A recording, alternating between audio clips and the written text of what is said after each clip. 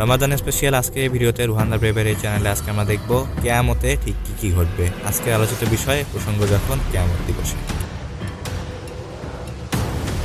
কিয়ামত ঠিক কবে সংঘটিত হবে? কিয়ামত ঠিক কবে সংঘটিত হবে তা এখনো জানা যায়নি। এ ব্যাপার একমাত্র আল্লাহ তাআলা ভালো জানেন। আল্লাহ তাআলার কাছে এই জ্ঞান রয়েছে কিয়ামত ঠিক কবে সংঘটিত হবে। তবে কিয়ামত সংঘটিত হবার কিছু আলামত রয়েছে। আলামতগুলোর মধ্যে শেষ আলামত হলো যখন দুনিয়াতে আল্লাহ ডাকার মতো কেউ থাকবে না, দুনিয়া যখন জুলুম বেড়ে যাবে তখন কিয়ামত সংঘটিত হবে। আল্লাহর নির্ধারিত ফেরেশতা ইসরাফিল আলাইহিস সালাম সিংহায় ফুৎকার দেওয়ার জন্য এখনো প্রস্তুত রয়েছেন। আল্লাহর আদেশে যখন তাকে সিংহায় ফুৎকার দিতে বলা হবে তারপর তিনি ফুঁক দিবেন। তারপর দুনিয়া ধ্বংস হবে, কিয়ামত অনুষ্ঠিত হবে। ইসরাফিল সিংহা বাজানোর আগে পৃথিবী চূড়ান্ত সংকটের পূর্ব মুহূর্তে পৌঁছাবে।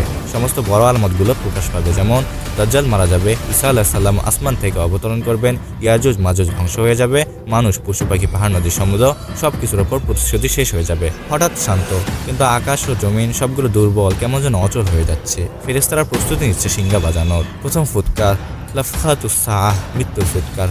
প্রথম ফুৎকার অর্থ মৃত্যু ফুৎকার। এটি হলো কিয়ামতের সূচনা। এর মাধ্যমে কিয়ামত সূচনা হবে, কিয়ামত প্রতিষ্ঠিত হবে। আল্লাহর আদেশে যখন ইসরাফিলকে আদেশ দেওয়া হবে তখন সে প্রথম ফুৎকার দেবে। তখন একসঙ্গে সব মানুষ ও প্রাণী মারা যাবে, পাহাড় ধসে যাবে, সমুদ্র স্ফীত হয়ে যাবে, মানুষগুলো বিক্ষিপ্ত পঙ্গপালের মতো নিক্ষিপ্ত হয়ে যাবে। প্রথম ফুৎকার দেওয়ার পর কিছু সময় বিরতি থাকবে।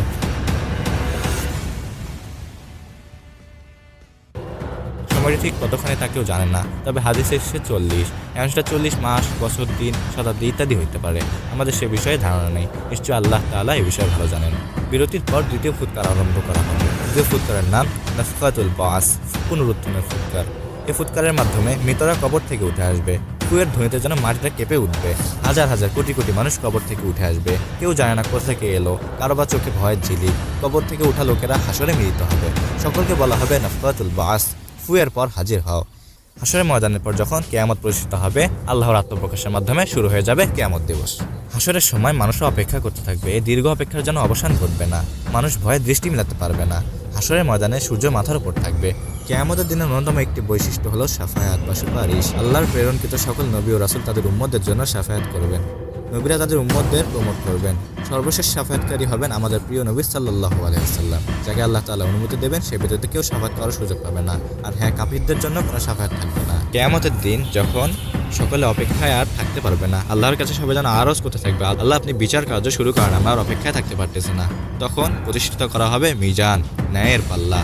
যে পাল্লায় কোনো ভুল নেই, ত্রুটি নেই। এ পাল্লায় যার্রা পরিমাণ সওয়াবও লেখা হয়, যার্রা পরিমাণ ভুলও লেখা হয়। কোনো ভুল নেই, সূক্ষ্ম যার্রা পরিমাণ আমল বাদ যায় না। আল্লাহর পক্ষ থেকে সর্বশ্রেষ্ঠ বিচার হবে। নিশ্চয় আল্লাহ উত্তম শাস্তিদাতা এবং বিচারক। বিচার কার্য শেষে চোখের সামনে যখন মিজান স্থির, তখন সামনে ভীষণ ভয়াবহ দৃশ্য। সেতুটির নাম পুল সিরাত। জাহান্নামের উপরে এই সেতুটিকে নির্মাণ করা হবে, যা চুলের চেয়েও চিকন, তরবারির চেয়েও ধারালো। হাদিসে এসেছে যে সেতু থেকে পড়ে যাবে তারা জাহান্নামে যাবে, আর যে পার হয়ে যাবে সে জান্নাত হবে। তো সুপ্রিয় দর্শক, কিয়ামত দিবসের আজকের এই ভিডিওটি এইটুকু পর্যন্তই। আরও যদি কিছু জানবার ইচ্ছা থাকে তবে আপনারা আপনাদের মন্তব্যগুলি কমেন্ট করুন।